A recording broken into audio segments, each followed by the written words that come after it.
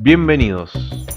Estamos aquí nuevamente haciendo Somos lo que somos, una propuesta llevada a cabo desde la unidad curricular Pensamiento Argentino y Latinoamericano del Instituto Superior número 5 de la ciudad de Carcarañá, provincia de Santa Fe, República Argentina. Les habla el profesor Emiliano Perrín, aquí junto a los estudiantes del cuarto año de la carrera Profesorado en Filosofía, y desde las instalaciones del instituto damos lugar al cuarto episodio de nuestro podcast.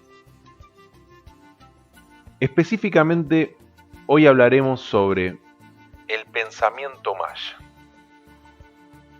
Primeramente, cabe aclarar que no abarcaremos la cuantiosa cantidad de libros y trabajos sobre la cultura y el pensamiento maya, sino que nos bastará con presentar los elementos más importantes de su religión y cosmovisión, y de allí obtener los aspectos más relevantes de su pensamiento. Vamos a basarnos, sobre todo, en la especialista en cultura maya, la mexicana Mercedes de la Garza, y en concreto, dos de sus trabajos: El pensamiento maya e Ideas religiosas fundamentales de los nahuas y los mayas antiguos. De la Garza no encuentra entre los mayas, al estilo de León Portilla con los nahuas, ningún elemento que permita defender una incipiente filosofía entre ellos. Más bien, su punto de partida es contundente. Así, hablar de pensamiento maya es hablar de religión maya, en la medida en que su cosmovisión no sobrepasa nunca una visión del mundo y de los hombres desde los poderes sobrenaturales de los dioses.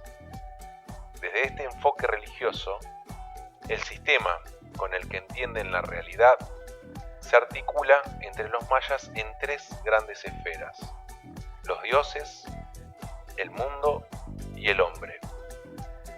Son ámbitos bien diferenciados, pero íntimamente relacionados, no pudiendo existir ninguno de ellos sin los otros.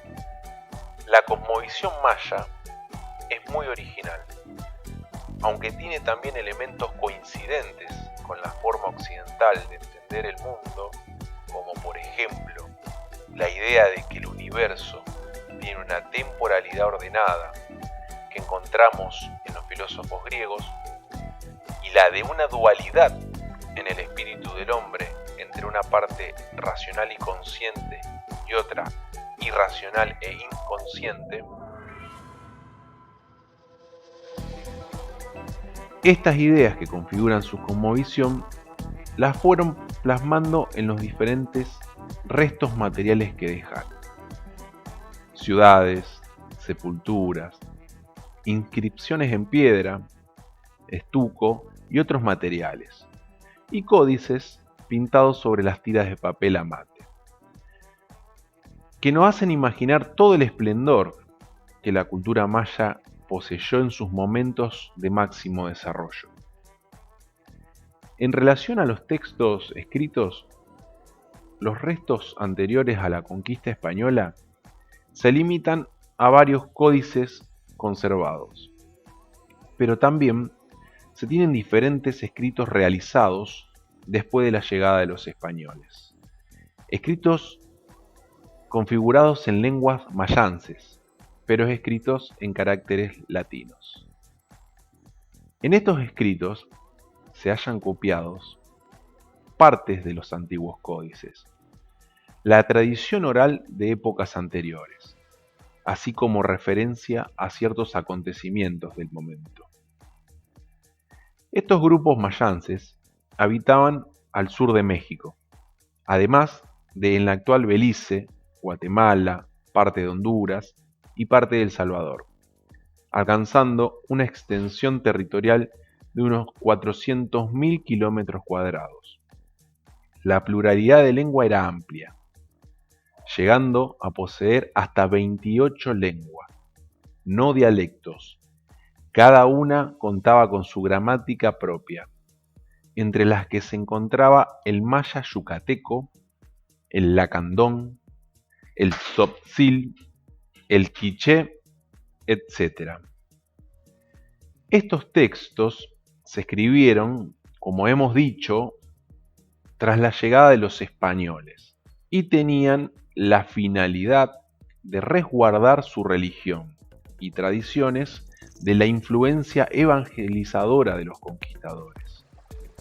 Los libros contienen principalmente, nos dice Mercedes de la Garza, los mitos, las profecías, los ritos y la historia de los mayas prehispánicos, por lo que son la llave para acercarnos al complejo y misterioso mundo de los símbolos plasmados en las obras plásticas y de la semidescifrada escritura jeroglífica.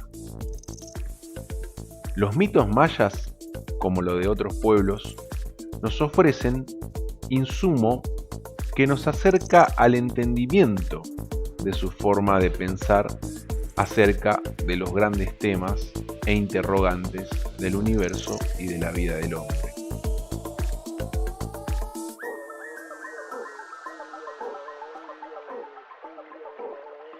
La estructura del universo y los dioses mayas.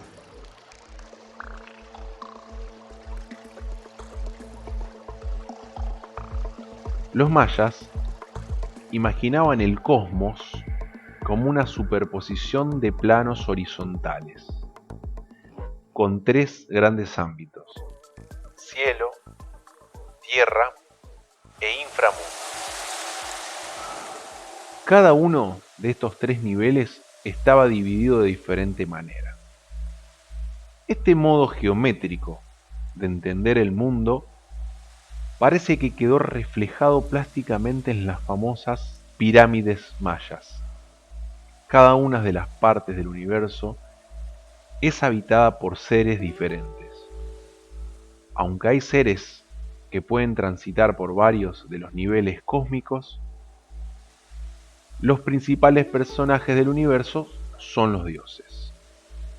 Su existencia depende, pero, de la existencia y de la acción de los seres humanos. Se conciben como entidades intangibles e invisibles, pero materiales, ya que nacen, se alimentan de materialidades sutiles como los aromas, los sabores, el humo y el espíritu de hombres y animales que reside en la sangre. Y además, nacen, tienen hijos y pueden morir. A veces se ha considerado que los mayas eran idólatras por adorar representaciones materiales de los dioses, lo cual no es así. Los dioses eran seres invisibles, pero se manifestaban en seres materiales: astros, plantas, animales, etc., que se convertían en epifanías o manifestaciones de los dioses. Sería largo hacer referencia a todo el panteón maya. La mayor parte de los dioses mayas se manifestaban en fuerzas de la naturaleza, como la luna, el sol y otros planetas, o también en fenómenos meteorológicos y fenómenos cósmicos.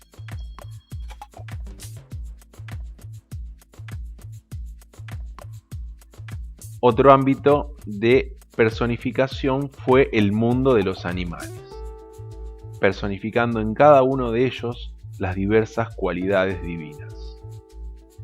Aunque había dioses específicos de cada uno de los niveles del cosmos, también se daban dioses que transitaban por los diversos niveles, no estando sometidos o limitados a uno solo. El símbolo por excelencia de la religión mesoamericana fue la serpiente emplumada, a quien los mayas denominaban Itzamna.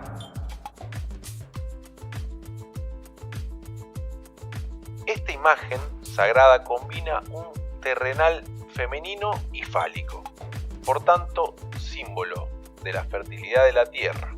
La serpiente, con un ser celeste, espiritual y acuático. Las plumas representan la lluvia, símbolo de los poderes generadores del cielo, el ave. La serpiente emplumada encarna, por tanto, el poder fecundante, engendrador del cielo, la energía vital del cosmos, que infunde el aliento a todos los otros seres, empezando por los mismos dioses. La tierra, el sol, el agua, el relámpago, el aire. Esta serpiente emplumada aparece representada en dibujos y otras imágenes plásticas de muy diferentes formas, como dragón multiforme, como serpiente alada, como pájaro serpiente. También pueden adoptar figuras antropomorfas, como de anciano con rasgos serpentinos en el rostro, o también aspecto femenino.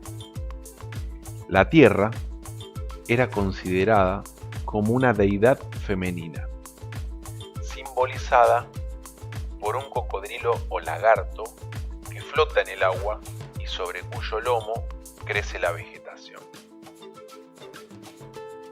La zona del inframundo es el reino dominado por el dios Bolonticú, que es 1 y 9. Los simbolismos que se utilizaba para esta región hacían referencia a la parte visceral de los seres vivos, donde se encuentran los gérmenes de nuestra vida, como semillas, piedras preciosas y agua.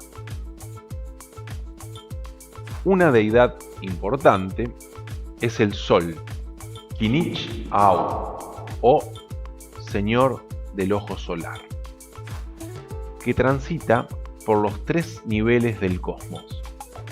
Simboliza el día, el orden, la luz y el bien cuando recorre el cielo, y las fuerzas de la muerte, la irracionalidad y el mal cuando penetra en el inframundo durante la noche.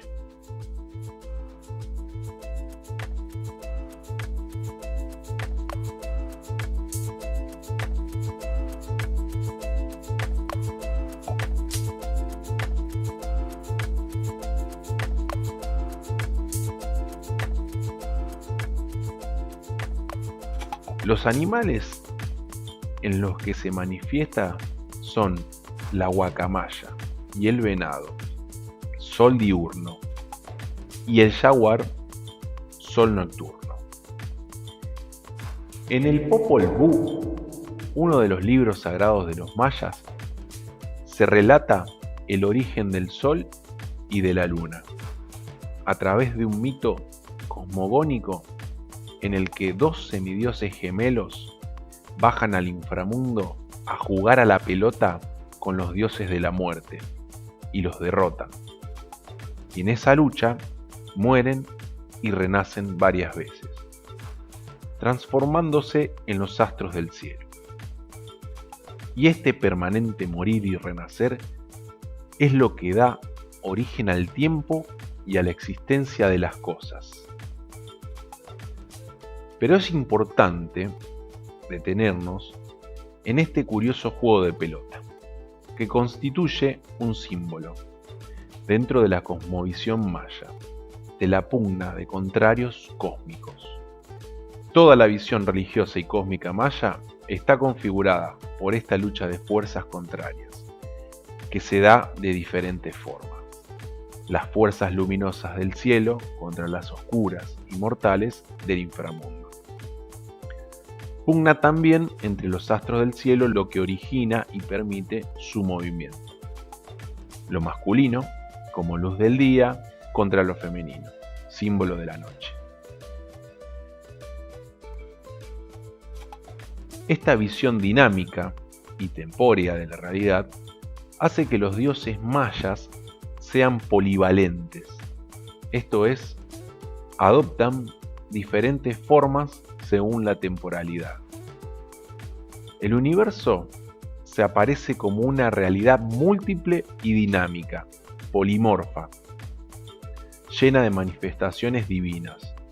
Por ello, para saber conocer y manejar estas constantes manifestaciones cambiantes de los dioses, los mayas desarrollaron importantes conocimientos astronómicos y matemáticos y confeccionaron un complejo y exacto calendario, de tal forma que la medición del ciclo solar que realizaron constaba de solo un error de 17,28 segundos. Asimismo, llegaron a inventar el cero y el uso posicional de los números, permitiéndoles de ese modo realizar complejos cálculos matemáticos. Los conocimientos matemáticos, astronómicos y cronológicos de los mayas pueden ser considerados como una ciencia objetiva, según el concepto occidental y convencional de ciencia.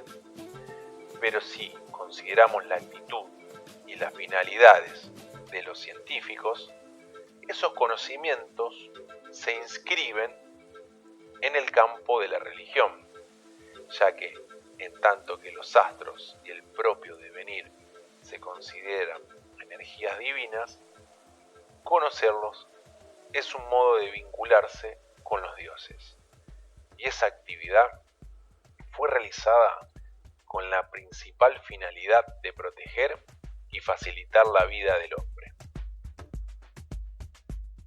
Los orígenes del mundo y del hombre.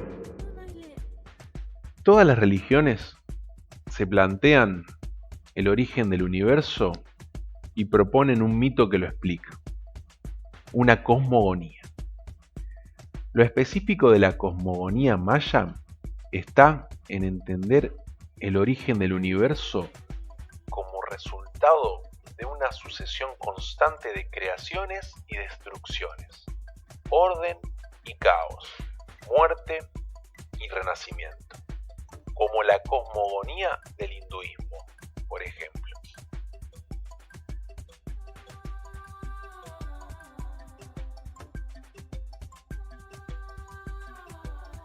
El mundo se percibe como un devenir ordenado, resultado de un momento anterior, constituido por un estatismo caótico e indiferenciado, materia prima acuática.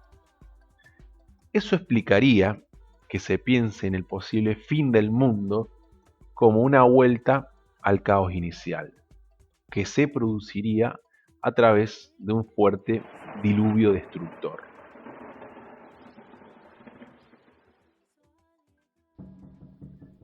No se da en la cosmogonía maya la idea de un comienzo ex nihilo del mundo, considerándose la historia como una sucesión ininterrumpida de creaciones y destrucciones. El centro de esta cosmogonía es la creación del hombre, que pasa también por varias etapas, ascendiendo en espiral, pasando de un tipo de hombre imperfecto hasta la creación de un modelo de hombre consciente y capaz de reconocer y venerar a los dioses. El mito más completo de esta creación del mundo y de los hombres se encuentra narrado en el Popol Vuh, perteneciente a los mayas de Chichicastenango, Guatemala, en el siglo XVI. Junto a este escrito hay otros también importantes, como los anales, escrito por los cachiqueles, grupo maya de las tierras altas de Guatemala, así como los libros de Chilam Balam, pertenecientes a los mayas de Yucatán. En todos ellos se repite siempre el mismo relato cosmogónico, con variantes no fundamentales. El mito comienza haciendo referencia a la decisión de los dioses de crear el mundo para que sirva de morada del hombre. Tras crear el mundo, con el conjunto de plantas y animales, todo ello a través de la palabra, deciden crear al hombre. En el primer intento, crean al hombre de barro, pero se dan cuenta de que es una materia inadecuada, puesto que se derrite con la lluvia. Entonces, deciden hacerlo de nuevo, esta vez de madera. Pero también advierten que la madera no es la materia adecuada, pues esos hombres no son capaces de reconocer a los dioses. Por ello, los destruirán con un diluvio de resina ardiente. Y por último, los dioses darán lugar a la creación de los hombres de maíz, los hombres amarillos, esto es, los actuales seres humanos. El Popol Vuh describe con detalle el momento en que los dioses se reúnen para decidir la nueva materia con la que harán de nuevo a los hombres.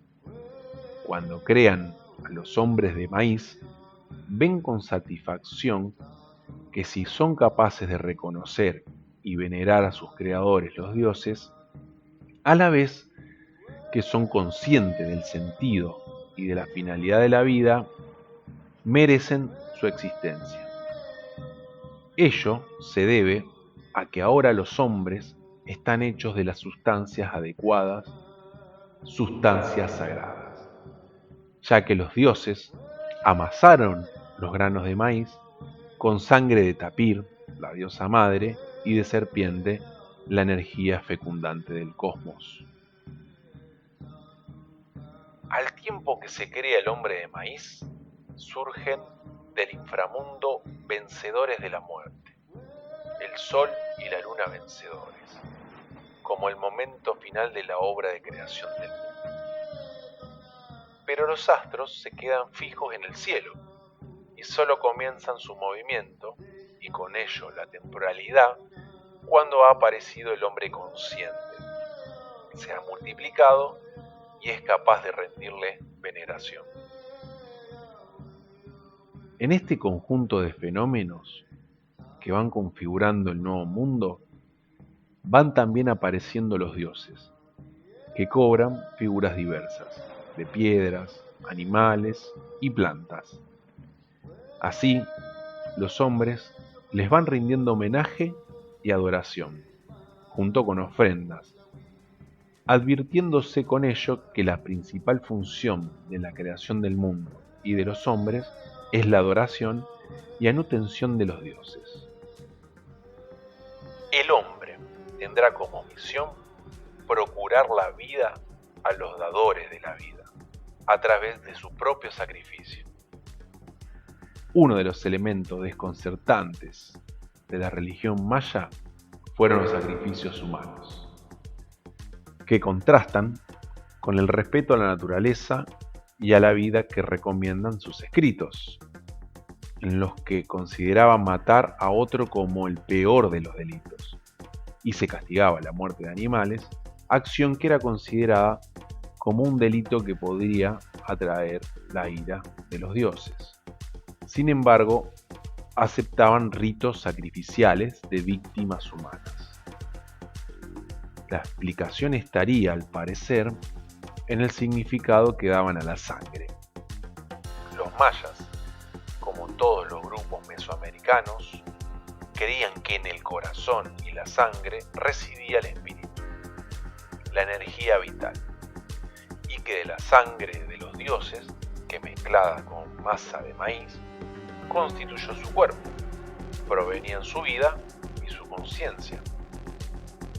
Por eso, en reciprocidad, el hombre debía alimentar a los dioses con su sangre sagrada, para mantenerlos vivos y permitir, de ese modo, la permanencia del mundo. Es decir, esos hombres creían firmemente que si no ofrecían su sangre a los dioses, estos morirían y el universo se acabaría. La sangre, de origen divino, fue así el lazo de unión sustancial de dioses, hombres y animales.